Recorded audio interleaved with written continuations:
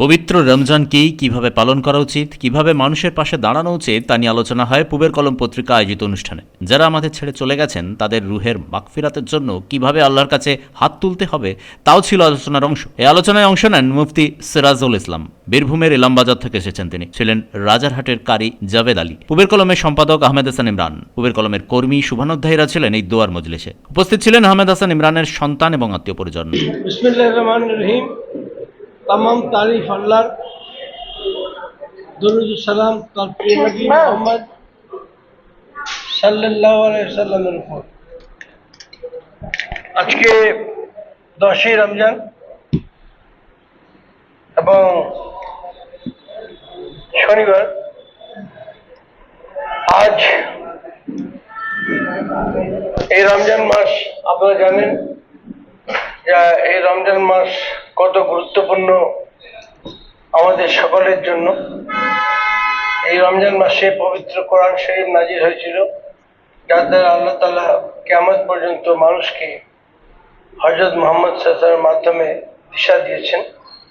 তার জীবন কেমন হবে, সে কিভাবে সমাজে চলবে এবং সে কিভাবে আল্লাহর ইবাদত করবে, কিভাবে ইনসাফ কায়েম করবে, কিভাবে অন্যায় থেকে, অবৈধ কাজ থেকে বেঁচে থাকবে। আমরা পবিত্র কোরআন শরীফ এবং আল্লাহর নবীর মাধ্যমে তা পেয়েছি। তো সেজন্য আমরা আজকে আমরা প্রত্যেক বছরই একটা অনুষ্ঠানের আয়োজন করি এবং আমরা খুবই আনন্দিত যে আমরা রমজান শুরু হওয়ার আগে আমরা এই ধরনের একটা অনুষ্ঠান আয়োজন করেছিলাম যে রমজান মাস কি এবং রমজান মাসে আমাদের কিসের উপর গুরুত্ব দেওয়া উচিত। মুফতি সিরাজুল ইসলাম বলেন, রমজান হলো আত্মা পরিশুদ্ধির মাস। সূরা বাকারার আয়াত উদ্ধৃত করে তিনি বলেন, আল্লাহ তাআলা বলেছেন, তোমরা আমাকে স্মরণ করো, আমি তোমাদের স্মরণ করব। রমজান মাস এমন একটি মাস যে মাসে অবতীর্ণ করা হয়েছে পবিত্র কোরআনুল কারীম। এবং এটা কেন অবতীর্ণ করা হয়েছে? যেটা সত্য এবং মিথ্যা থেকে সত্য দুটোকে আলাদা করে দেয়, পৃথক করে দেয়। এই রমজান কোথা থেকে এলো? রমাদা থেকে এসেছে, আরবি নবম মাস, বিস্তারিত আলোচনা। অ্যাকচুয়ালি যদি দেখা যায়, সর্বোপরি সংক্ষিপ্তভাবে যদি বলা যায়, রমজান হচ্ছে আত্মশুদ্ধির মাস। নিজের আত্মাকে কিভাবে পরিশুদ্ধ করা যায়, কিভাবে আপনি নিজের আত্মাকে শুদ্ধ কিভাবে করবেন তার জন্য। আর রাসূল করিম সাল্লাল্লাহু আলাইহি সাল্লাম বলছেন, প্রত্যেকটা বিষয়ের জাকাত আছে, মানুষের জাকাত হচ্ছে রমজানের রোজা। আর এই রোজা রাখলে উপকার কি হবে? আপনারা জানেন, কিছুদিন আগে আদুনবি আসমি বলে জাপানের একজন সায়েন্টিস্ট, তিনি নোবেল পেলেন কিসের উপরে ভিত্তি করে? এই রমজানের উপর ভিত্তি করে। অথচ 1400 বছর আগে মহানবী সাল্লাল্লাহু আলাইহি সাল্লামের উপরে 1 মাস ফরজ করা হয়েছে। যদিও দেখা যায় পৃথিবীর যখন শুরু হয় তখন আদম আলাইহিস সালামের জামানা থেকে রমজান রোজা হয়ে আসছে। রমজান আমাদের নবীর পাক সাল্লাল্লাহু আলাইহি সাল্লামের কাছ থেকে আমাদের আসা।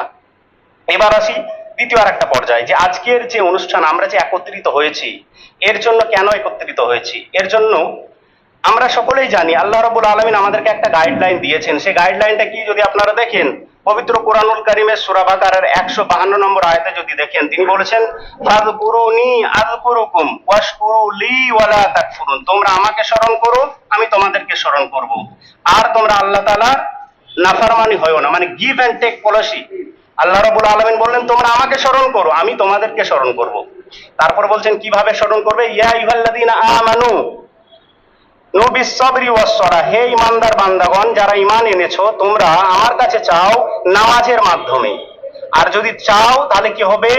যদি তোমরা চাও, ইয়া আইয়ুহাল্লাযীনা আমানু ইসতাঈনু বিস সাবরি ওয়াস সালাহ ইন্নাল্লাহা মাআস সাবিরিন। অবশ্যই যারা ধৈর্য ধারণ করেন, সেই যারা ধৈর্য ধারণ করেন তাদের সঙ্গে আমি আছি। তাহলে কিসের ধৈর্য ধারণ করবেন? আল্লাহ রাব্বুল আলামিন তারপরের আয়াতে বলছেন, 154 নম্বর আয়াত থেকে শুরু করছেন, ওয়ালা নাবলুওয়ান্নাকুম বিশাইইম মিনাল খাউফি ওয়াল জু'i ওয়া নাকসিম মিনাল আমওয়ালি ওয়াল আনফুসি ওয়াস সামারাত ওয়া বাশশিরিস সাবিরিন। যে আমি তোমাদেরকে পরীক্ষা নেব। কিভাবে? 5টা পরীক্ষা নেওয়া হবে। একটা হচ্ছে ভয় দেখিয়ে, ক্ষুধার্ত দিয়ে, ধন সম্পদ দিয়ে, আর মাল নিয়ে। আর একটা হচ্ছে জীবন নিয়ে। জীবন মানে আল্লাহ রাব্বুল আলামিন যখন আমাদের পৃথিবীতে প্রেরণ করেছেন এবং আমাদেরকে একটা পরীক্ষার জন্য এক্সামিনার হিসাবে বসে আছেন আল্লাহ রাব্বুল আলামিন, এখানে আমরা পরীক্ষা দিতে এসেছি। কেন? আল্লাহ রাব্বুল আলামিন অন্য জায়গাতে বলছেন, কুল্লু নাফসিন যায়িকাতুল মাউত। আমি প্রত্যেকটা নাফস মানে জীব, কে প্রেরণ করেছি যেহেতু তার মৃত্যু আছে, আর মানুষকে এবং জিনকে প্রেরণ করেছি শুধুমাত্র আমার ইবাদতের জন্য। সেই ইবাদত যখন হয়ে যাবে তখন আমি আমার কাছে আবার ডেকে নেবো। কিভাবে? কাউকে আগে বা কাউকে পরে। আমরা জানি হযরত আহমদ হাসান ইমরান সাহেবের আলিয়া কি আল্লাহ রাব্বুল আলামিন আগেই ডেকে নিয়েছেন। আর এর জন্য পবিত্র কুরআনুল কারীমের সূরা বাকারার 154 নম্বর আয়াতে বলছেন, আমি তোমাদের কাছে পরীক্ষা নেব। কিভাবে? 5টা পরীক্ষা নেব। প্রথমে ভয় দেখিয়ে, ক্ষুধার্ত দিয়ে, ধনসম্পদ নিয়ে, জীবন নিয়ে। এই যে আপনাদের কাছে কখনো কখনো আপনার মাল সম্পদ নিয়ে আল্লাহ রাব্বুল আলামিন এই পরীক্ষা নেওয়ার পরে প্রত্যেকটা মানুষের কাছে পরীক্ষা আসবে।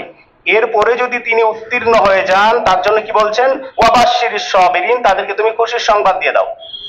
আর এইরকম যখন আসবে তখন সেই ব্যক্তির করণীয় কি থাকবে? আল্লাহ রাব্বুল আলামিন পবিত্র কুরআনুল কারীমের সূরা বাকারার 155 পরে 156 নম্বর আয়াতে কি বলছেন?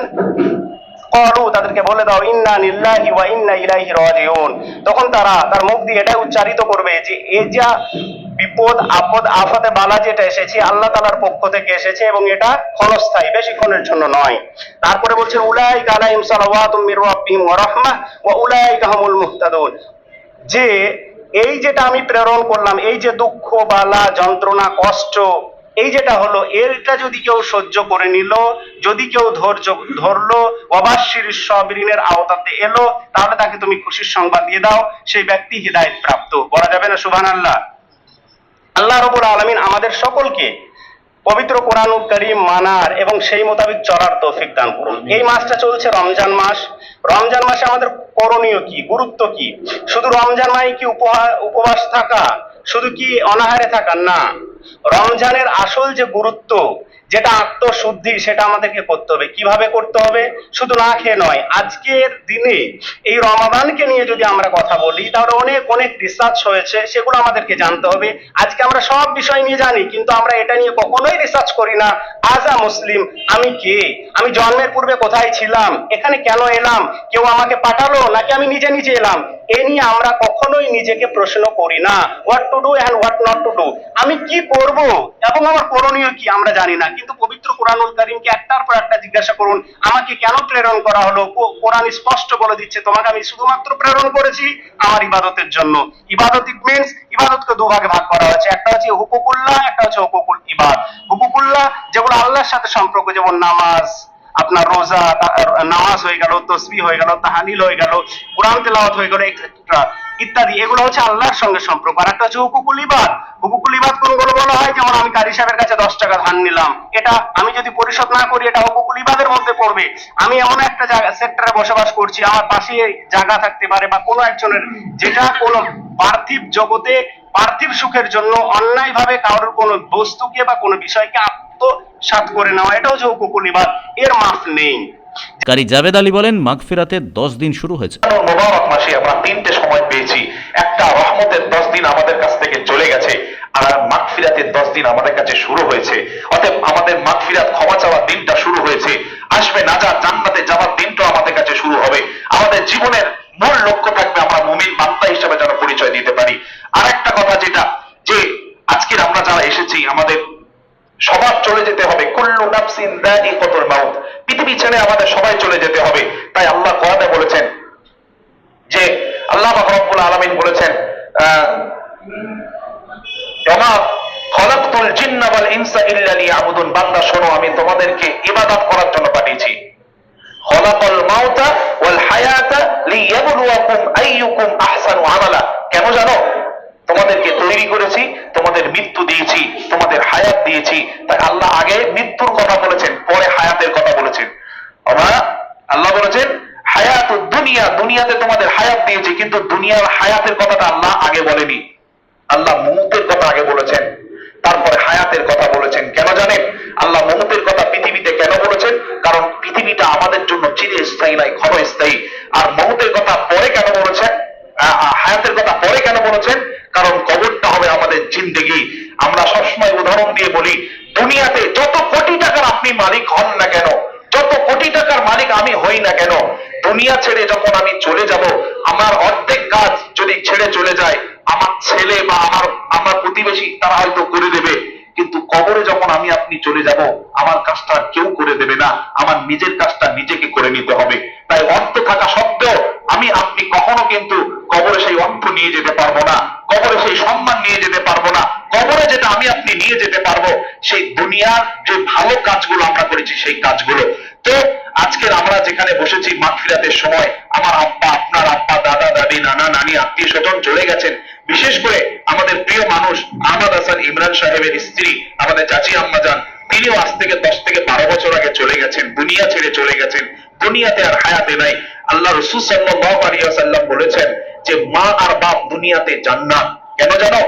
মা, তুমি যতবার হজ করো না কেন, হজে যাবেন, আমরা হজে যাব, হজ কবুল হতেও পারে নাও হতে পারে, কিন্তু আল্লাহ নবী বলেছেন মায়ের মুখ পানে যদি তাকিয়ে দেখো, মায়ের মুখ পানে যদি তাকিয়ে দেখো, আমি রাসূলুল্লাহ বলছি মায়ের মুখ পানে তাকানোটাই পূর্ণ মোকাম্মল হজের সওয়াব হয়ে যাবে। সুবহানাল্লাহ। মা এতটা মর্যাদাবান। পিতা মাতার মুখ পানে যদি আমি আপনি তাকাই, সেখান থেকে হজ পাওয়া যায়। আল্লাহ নবী বলেছেন আন নাজরাতু আলা ইবাদাতুন, কোরআন দেখলে সওয়াব হবে, কাবা দেখলে সওয়াব হবে, আর বাপ আর মায়ের কদম মুখ দেখলে সওয়াব হবে। সুবহানাল্লাহ। পৃথিবীতে আর কেউ নেই। জীব হিসাবে একমাত্র মা আর বাপের চোখ মুখ যদি আমরা দেখি, আমাদের জন্য সওয়াব হবে। তো আমরা যারা সন্তান, যারা দুনিয়াতে আমাদের মা বাপ এখনো জীবিত আছে, আমরা আমাদের মা বাপের জন্য অবশ্যই দোয়া করব, কারণ আমাদের মা বাপ যেন আল্লাহ পাক রব্বুল আলামিন তাদেরকে জান্নাত নসিব করেন। বলেন আমিন। শেখ এরশাদের রিপোর্ট, পূবের কলম ডিজিটাল।